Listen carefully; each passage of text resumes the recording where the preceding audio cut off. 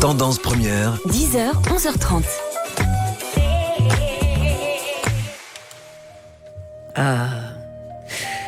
Mise en ambiance. Eh oui. Pour accueillir aujourd'hui Kamal Messaoudi, notre geek préféré à nous, pour nous parler de Donjons et Dragons. Et bienvenue à vous, aventuriers. Bienvenue effectivement dans l'univers de Donjons et Dragons. Mais est-ce que vous connaissez l'univers de Donjons et Dragons ? Alors, pas du tout. C'est ce qu'on appelle un jeu de rôle. Nous en avons parlé plusieurs fois. On le voit d'ailleurs dans la série Stranger Things.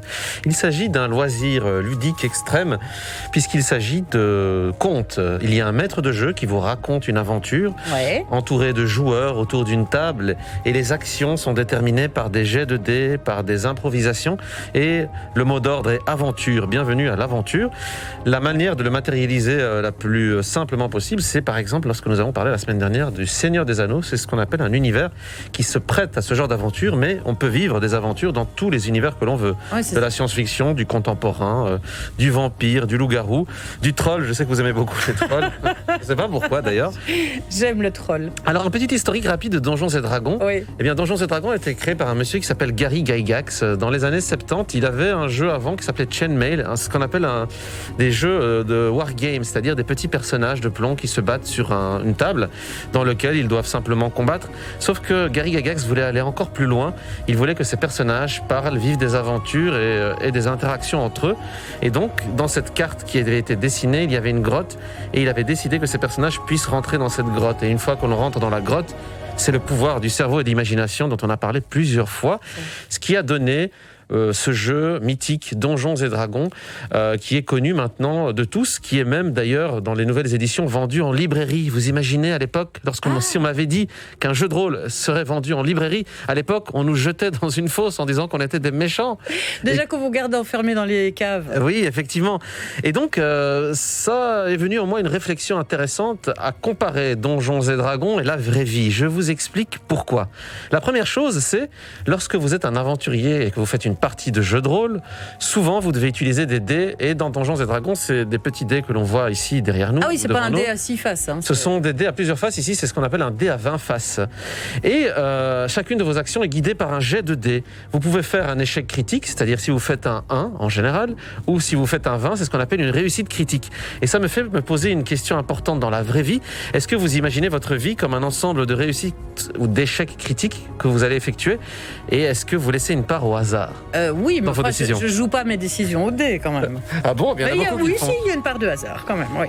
Et du fait de vos aventures, de vos combats et évidemment de vos compétences, parce que vous avez une fiche de personnage qui vous permet de booster vos compétences et donc de minimiser le rôle du hasard, vous gagnez de l'expérience. Et donc au fur et à mesure de vos échecs et de vos victoires, vous devez répartir ces points d'expérience que vous recevez dans vos compétences. Et souvent on les répartit dans les compétences que l'on a utilisées lorsque l'on fait une partie. Imaginons, je suis quelqu'un de très agile, dans ma partie j'ai dû beaucoup courir dans la forêt, je reçois des points d'expérience, eh bien je rajoute des points en dextérité. Est-ce que vous fonctionnez comme ça un petit peu dans vos apprentissages? C'est aussi une vraie question. Est-ce que lorsque vous expérimentez quelque chose, vous sentez s'emparer en vous cette expérience et vous la maîtrisez de mieux en mieux? Je crois que c'est plus facile de parler de ses compétences dans un jeu que de parler de ses compétences dans sa vraie vie. C'est vrai, parce qu'elles sont aussi verbalisées d'une manière ou d'une autre, mais elles sont aussi mises sur papier. C'est-à-dire qu'on arrive à les voir, à les visualiser, et on arrive à les utiliser parce qu'on connaît ses forces et ses faiblesses.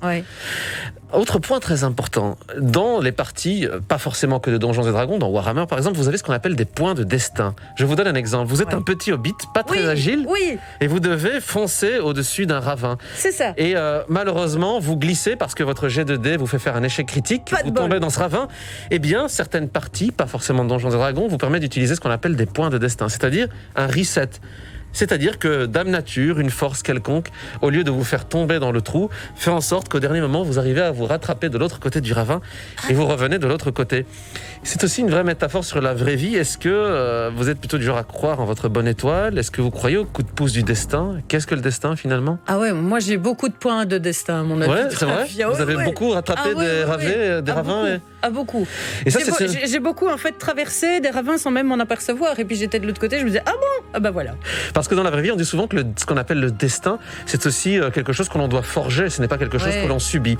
Et en faisant des parties de jeux de rôle, c'est quelque chose dont je me suis aperçu. Et ça, c'est aussi d'une des grandes forces du jeu de rôle, les points de destin.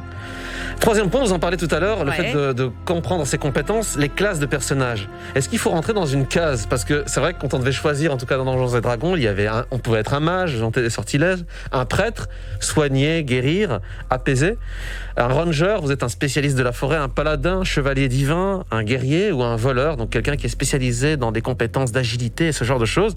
Et ça posait aussi une question à l'époque, dans des années forcément plus manichéennes peut-être, est-ce qu'il faut mettre les gens dans une case? Parce que c'est vrai qu'on était des personnages très stéréotypés. Est-ce que vous avez senti en tout cas dans l'évolution des mœurs et des sociétés que les gens aiment de moins en moins entrer dans des cases? Alors, ils aiment de moins en moins entrer dans les cases, mais on les y cantonne. Souvent Effectivement. encore aujourd'hui. Et ce qui est très intéressant, c'est que le jeu de rôle aussi évolue, puisque maintenant, dans les nouvelles éditions, vous n'êtes pas obligé de vous cantonner à une seule classe. Vous pouvez forcément avoir une série de compétences qui permettent de représenter votre personnage du mieux possible. Personnellement, je sais que je suis un vieux aigri nerd de cave, mais j'aimais beaucoup ce côté peut-être un peu plus simpliste, parce qu'il y avait ce côté d'aventure pure et dure, mais j'aime aussi beaucoup expérimenter les nouvelles éditions. Ça veut dire quoi? Que dans l'édition précédente de Donjons et Dragons, vous choisissiez un personnage, vous étiez celui-là. Et vous aviez les éternel. défauts des qualités. Par exemple, un mage est très fort en intelligence, mais il a forcément un physique beaucoup plus bas parce qu'il ne peut pas se concentrer sur tout. Un guerrier est peut-être moins intelligent, mais il est peut-être plus lié à de la force pure. Et un troll peut pas faire de la magie, par exemple. Si, alors c'est une excellente question, mais il a beaucoup de malus pour le faire. C'est-à-dire que rien n'est impossible, mais vous avez des handicaps dès le départ. Et ça, c'est quelque chose aussi de très important. C'est dans le jeu de rôle, vous saviez que vous pouviez partir avec des handicaps. Mais donc on est moins dans le cliché dans ces nouvelles versions de Donjons et Dragons qu'on ne l'était là-bas. Enfin, cliché, entendons-nous bien. Quoi, Oui. hein. On a ouvert un petit peu les personnages. C'est ça, on a réouvert par ça. rapport aux nouvelles tendances, on a réouvert par rapport au genre, etc., etc. Donc c'est effectivement une preuve d'ouverture d'esprit extrême. Les objets magiques existent-ils? Ça, c'est aussi un point très important. Alors dans Donjons et Dragons, dans beaucoup de parties de jeux de rôle, vous avez ce qu'on appelle des objets magiques, des épées magiques qui vous permettent de combattre les squelettes, des sacs sans fond dans lesquels vous pouvez mettre autant d'objets que vous voulez, des gantelets de force, des bottes de dextérité. Et ça pose aussi une question, est-ce que vous avez cet attachement à un objet qui vous a donné une force à un certain moment dans votre vie? Je ne parle pas de magie pure et dure, mais je parle simplement de la force de l'objet en lui-même. Non. Vous n'avez jamais eu ça? Ça, je sais pas. Beaucoup de gens arrivent à s'attacher à un objet en lui donnant Genre une patte de lapin. Ouais, cette force du placebo. Et ça, c'est quelque chose aussi qui bizarrement arrive aussi dans le jeu de rôle. C'est qu'au-delà du fait que vous avez cet objet, il y a comme une sorte de force lorsque vous jetez votre dé qui vous permet d'obtenir de meilleurs scores. Et ça, je trouve ça très fort. C'est un petit peu la force du mental lorsque vous jetez votre dé, peut-être appliquée dans la vraie vie. Je terminerai peut-être aussi simplement par vous dire aussi que de manière générale, le jeu de rôle Donjons et Dragons, s'ouvrir à l'aventure du jeu de rôle, c'est s'ouvrir au voyage, parce que c'est aussi des parties qui nous ont permis d'explorer beaucoup de terres et aux autres. En restant dans mon salon dans les années 80, 90, j'essaye de continuer, mais vous savez, avec un petit Gremlins, c'est un peu compliqué. J'ai vécu des moments très forts avec certains groupes d'aventuriers, vraiment des moments d'émotion. Et c'est ça aussi, c'est qu'en fait, en jouant à des parties de jeux de rôle, vous avez arrivé à transposer des grands moments d'émotion que vous vivez aussi dans votre vie de tous les jours. Et il est très important de pouvoir utiliser ces compétences dans votre vie de tous les jours, que ce soit l'entraide, l'esprit d'équipe, l'élocution, la capacité à anticiper et surtout à jeter des dés, mais les jetez pas n'importe quand dans votre vie de tous les jours, je vous rassure. Et donc plutôt favorable à ces nouvelles versions? Mais écoutez, moi je suis très open mind, hein. J'aime l'ancien, j'aime le nouveau, tant que les choses s'entremêlent, mais c'est vrai que les parties, il y en a qui jouent encore à des premières éditions. Hein. Vous savez qu'il y a une partie qui existe en cours depuis 38 ans, c'est la plus longue partie de l'histoire. Ouais. Il faudra qu'on en parle de ceux-là. Mais ils sont chouettes, il y a un documentaire sur eux, c'est intéressant. Il faudra qu'on les réexplique. Il y a une vie en dehors, hein, vous voyez? Genre, non, non, c'est vrai. La vie est un éternel équilibre, hein, mais des fois, vous savez, vivre dans des mondes par transposition, ça vous permet aussi de vous révéler et de vous transcender. C'est bien aussi. Hein. Merci beaucoup, Merci Kamal, d'être venu. On se retrouve dans une petite quinzaine, Kamal Messaoudi, bien sûr. Et nous, on se retrouve dès demain à 10h. On se quitte avec Mélodie Gardot et Sting, Little Something. On vous laisse avec Jérôme Collin et toute son équipe, bien entendu, avec la bagarre dans la discothèque. Merci et belle journée à vous.